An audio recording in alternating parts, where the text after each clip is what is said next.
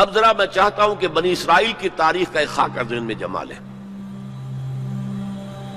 1400 قبل مسیح میں حضرت موسیٰ کو تورات ملی،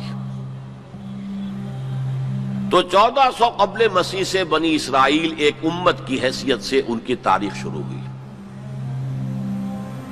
حضرت موسیٰ کے زمانے میں جب تورات حاصل کرنے کے بعد پھر آپ آگے بڑھے فلسطین کی طرف، اور آپ نے بنی اسرائیل سے کہا کہ اب داخل ہو جاؤ اور جنگ کرو، جو لوگ یہاں ہیں انہیں یہاں سے نکالو، مشرکین ہیں، نہایت گمراہ قومیں یہاں آباد ہیں، یہاں سے نکالو، تاکہ یہ سرزمین جہاں تمہارے جد امجد ابراہیم رہتے تھے، یہ سرزمین جہاں تمہارے جد امجد اسحاق رہتے تھے، حضرت یعقوب رہتے تھے، اور جہاں سے وہ ہجرت کر کے مصر تشریف لے گئے تھے، تم دوبارہ وہ زمین حاصل کر لو۔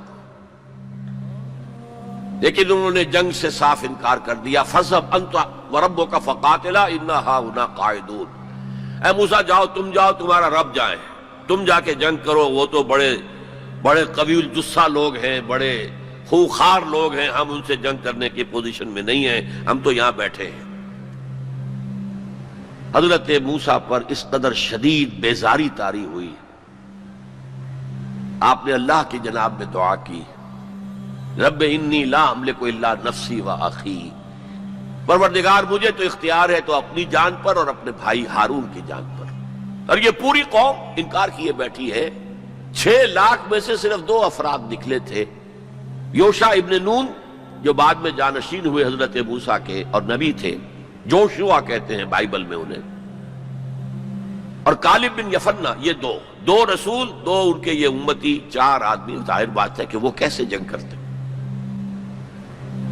تو حضرت موسیٰ کی دعا تھی کہ رب انی لا املک نفسی الا نفسی واخی فافرق بیننا و بین القوم الفاسقین، تو اے اللہ اب ہمارے اور ان فاسقوں کے درمیان علیحدگی کر دے، میں اب ان کے ساتھ نہیں رہنا چاہتا، ان ناہنجاروں کے ساتھ نہیں رہنا چاہتا۔ اللہ نے فرمایا نہیں موسیٰ، رہنا تو ہوگا تمہیں انہی کے ساتھ، البتہ انہیں ہم یہ سزا دے رہے ہیں کہ 40 برس تک یہ ارض مقدس اب ان پر حرام ہو گئی، اسی صحرائے سینا میں بھٹکتے پھریں گے، یتیہون فی الارض،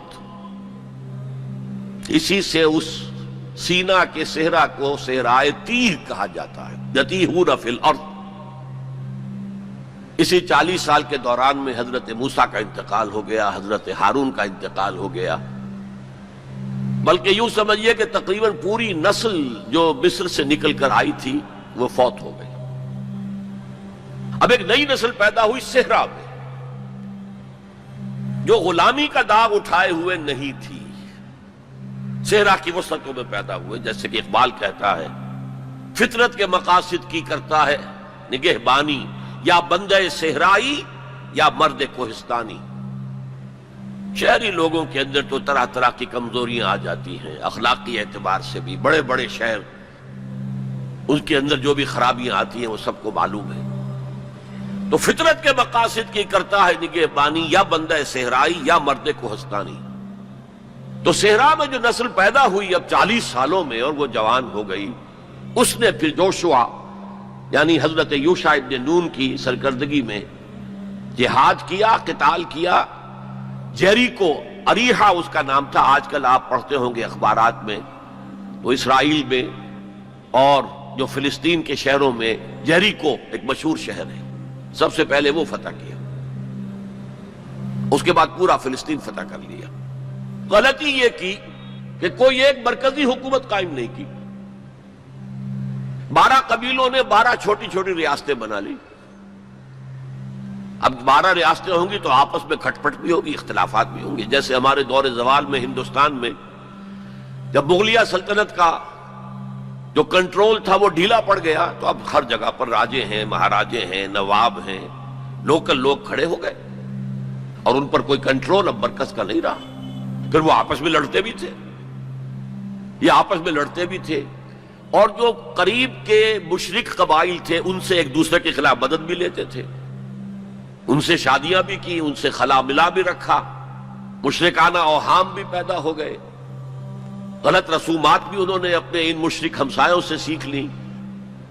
تو پھر ان پر ایک سزا مسلط ہوئی اور جو آس پاس کے مشرک قبائل تھے انہوں نے انہیں فتح کر کے انہیں اپنے گھروں سے نکال دیا۔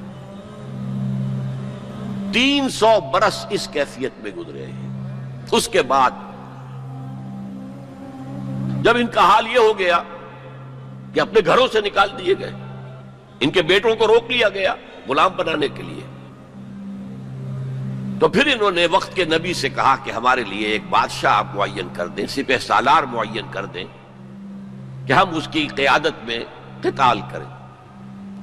وہ واقعہ قرآن مجید میں سورہ بقرہ میں تفصیل سے ہے، میں اس کی تفصیل میں نہیں جانا چاہتا۔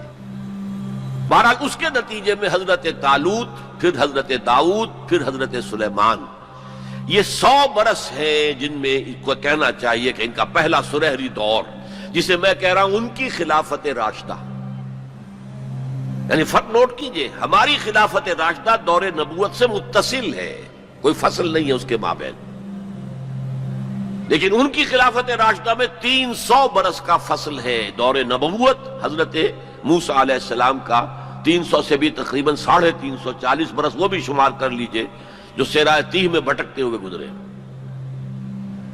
بہرحال یہ 100 سال ان کے بڑے شاندار تھے حضرت داؤد کی حکومت، اور حضرت سلیمان کی حکومت تو اس اعتبار سے پوری انسانی تاریخ میں یونیک ہے کہ ہوا پر بھی انہیں کنٹرول دے دیا گیا، جنات ان کے تسلط میں آ گئے، اور پرندوں اور جانوروں کی بولیاں بھی ان کو سکھا دی گئیں۔ اس قسم کی حکومت تو اللہ نے کسی اور کو کبھی دی ہی نہیں۔ لیکن پھر اب ان کا دور زوال شروع ہوا۔ حضرت سلیمان کے 2 بیٹوں کے درمیان سلطنت تقسیم ہو گئی، شمالی اسرائیل چھوٹی تھی اور بڑی یہودا،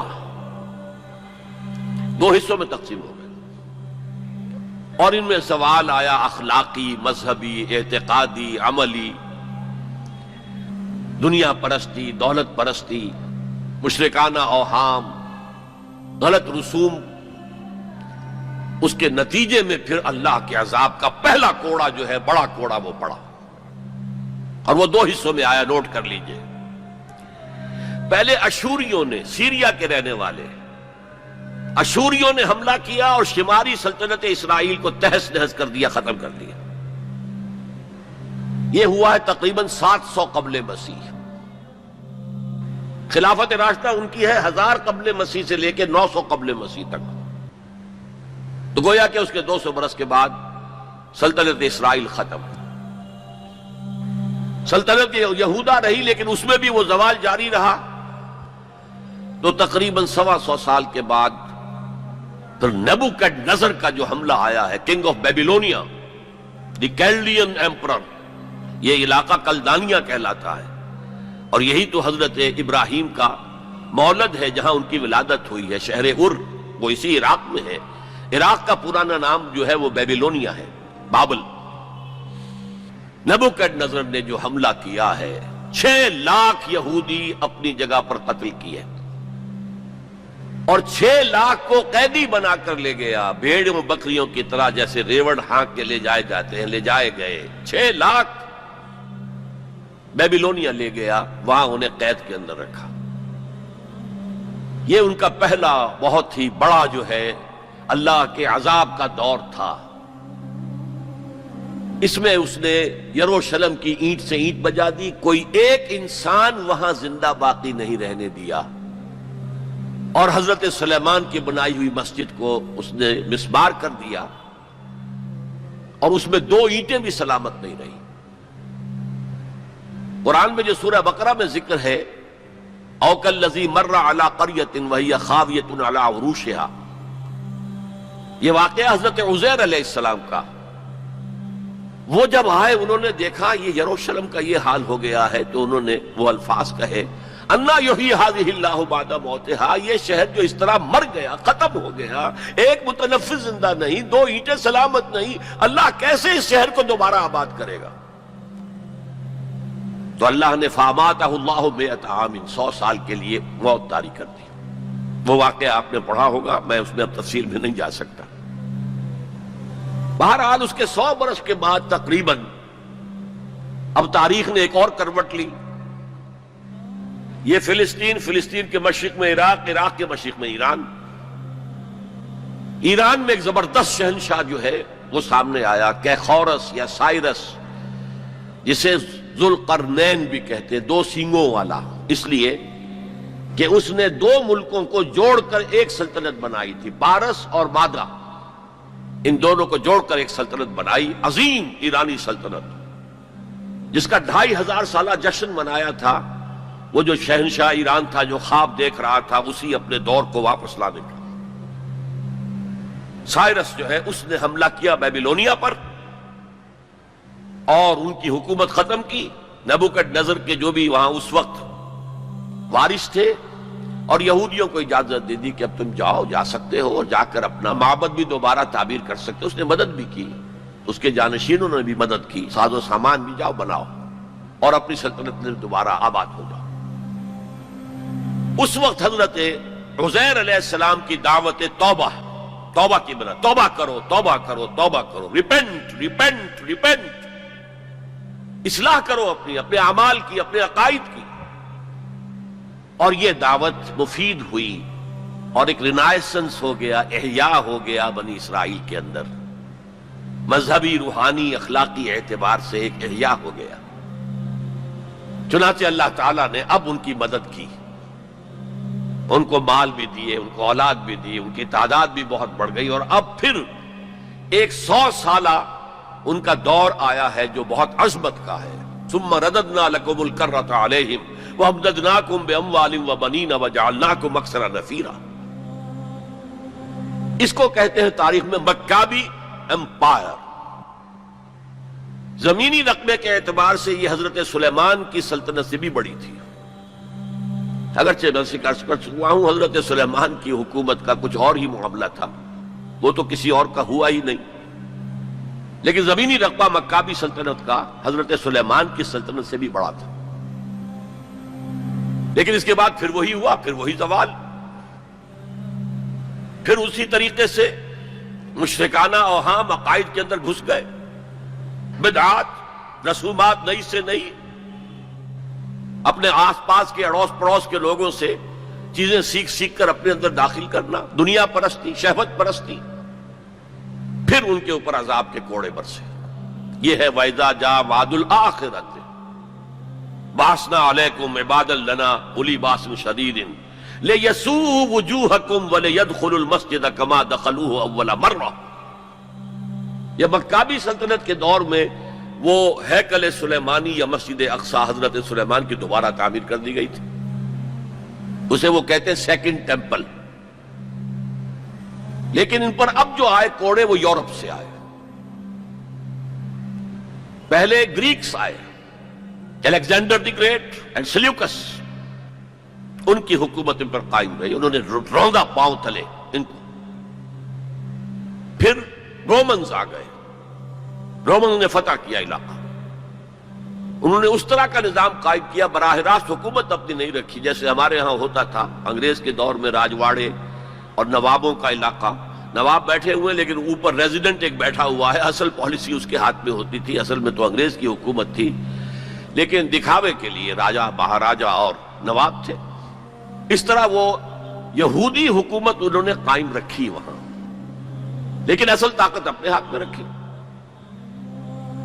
تو کچھ یہودی بار بار بغاوتیں کرتے رہے، وہ چاہتے تھے کہ رومن سے ہم خلاصی حاصل کریں، اور ان کو دبایا بھی جاتا رہا۔ اسی دور میں حضرت مسیح کی ولادت ہوئی، اسی دور میں پھر انہوں نے اپنی دعوت پیش کی، اسی دور میں پھر ان کے بڑے بڑے جو صوفیاء تھے، فقہاء تھے، مفتی حضرات تھے، انہوں نے حضرت مسیح کو کافر اور مرتد واجب القتل قرار دیا، اور اپنے بس پڑتے انہیں سولی پر چڑھوا کے دم لیا، اگرچہ اللہ نے جو کچھ کیا وہ بالکل مختلف ہے، انہیں سولی پر چڑھنے ہی نہیں دیا، ولیکن شبہ لہم، ایک اور شخص کی شباہت بنا دی گئی حضرت عیسیٰ کی سی، اور وہ ہے جو سولی چڑھا اور گرفتار ہوا۔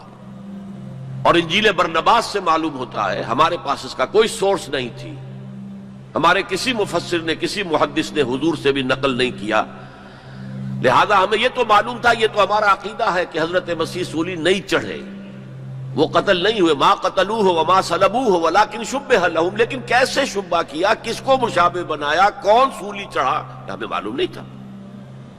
یہ تو پوپ کی لائبریری سے نکلی ہے انجیل برناباس، ایونجیلیم برنابے، اس نے واضح کیا ہے کہ جس حواری نے دھوکہ دیا تھا یا غداری کی تھی، اسی کی شکل اللہ نے حضرت عیسیٰ کی سی بنا دی. اور حضرت عیسیٰ کو جب وہ سپاہی پکڑنے کے لیے آئے تو جس کوٹھڑی میں وہ بیٹھے ہوئے تھے، باغ کے اندر وہ پوش تھے، اس کی چھت پھٹی، 4 فرشتے نازل ہوئے اور حضرت عیسیٰ کو لے گئے، اور اس شخص کی شکل حضرت عیسیٰ کی بنا دی گئی. وہ پکڑا گیا اور وہ سولی چڑھا، واللہ عالم. لیکن یہ قرین قیاس ہے بہت. بہرحال اس کے بعد بھی ان کا زوال باقی رہا. انہوں نے حضرت عیسیٰ کو تو رد کر دیا، انہیں ولد الزنا قرار دیا، حضرت مریم پر تہمت لگائی، بہتانا عظیمہ قرآن کہتا ہے، مریم پر بہتان عظیم. اس کے بعد سن 70 عیسوی میں، یعنی حضرت مسیح کے رفع سماوی کے تقریباً 40 برس بعد، پھر ان زیلوٹس نے، یہ جو بار بار بغاوت کرتے تھے یہودیوں میں سے، انہیں زیلوٹس کہا جاتا ہے، بڑے جوشیلے لوگ، انہوں نے ایک بڑی بغاوت کی. تو ایک جو جرنیل تھا رومن، ٹائٹس، تیتوس کہتے ہیں اسے عربی میں، تیتوس، توئے یہ توئے واو سین، ٹائٹس، اس نے پھر جو کرش کیا ہے اس ریبیلین کو، 1,33,000 یہودی ایک دن میں قتل کیا.